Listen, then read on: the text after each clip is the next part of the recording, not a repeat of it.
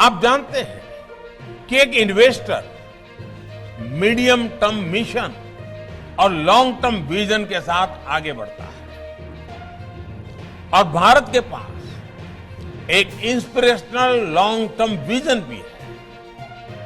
Nano urea हो, hydrogen energy हो, green ammonia हो, कोल गैसिफिकेशन हो या फिर स्पेस सैटेलाइट्स, आज भारत अपने विकास से विश्व के विकास के मंत्र के साथ आगे बढ़ रहा है। ये भारत का अमृतकाल है। आजादी के अमृत महोत्सव पर देश की जनता नए भारत के निर्माण का संकल्प लेकर बढ़ रही है।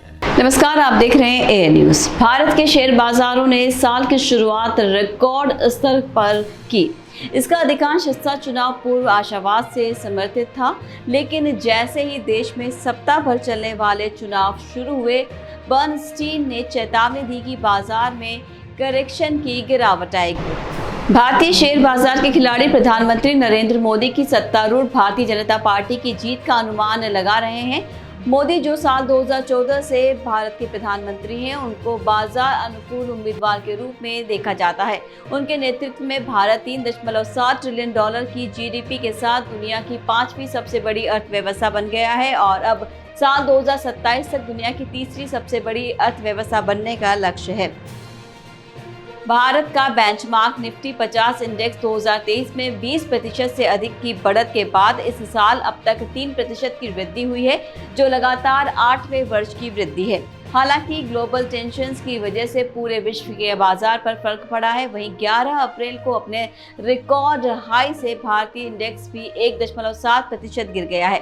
बर्नस्टीन के विश्लेषक वेणुगोपाल और निखिल अरेला ने एक क्लाइंट नोट में कहा कि चुनाव से पूर्व उत्साह बढ़ रहा है, जहां सत्ता की निरंतरता के पहले से निर्धारित उम्मीदों से सत्तारूढ़ पार्टी गठबंधन द्वारा संभवतः 400 से अधिक सीटें जीतने की उम्मीद बढ़ गई है।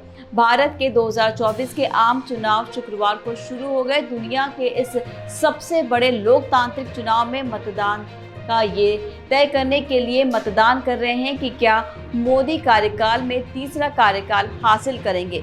लगभग 1 अरब योग्य मतदाता ये तय करेंगे कि 543 सीट पर कौन जीतेगा। जो पार्टी या गठबंधन कम से कम 272 वोट जीतेगा, वो सरकार बनाएगा। लेकिन विश्लेषकों का कहना है कि भाजपा और उसके गठबंधन के लिए मजबूत जनादेश की उच्च उम्मीदों के कारण साल 2019 के ऐतिहासिक प्रदर्शन को दोहराना भी इस बार पर्याप्त नहीं हो सकता है। उनके विश्लेषण के अनुसार बाजार पहले ही एनडीए गठबंधन के लिए 350 या लगभग 400 की संख्या पर विचार कर चुका है।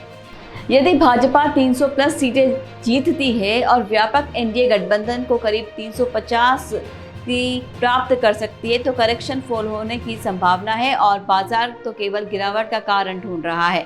उस भावना पर ओवर रिएक्ट हो सकता है, जिसका तर्कसंगत रूप से बहुत अधिक मतलब नहीं हो सकता है।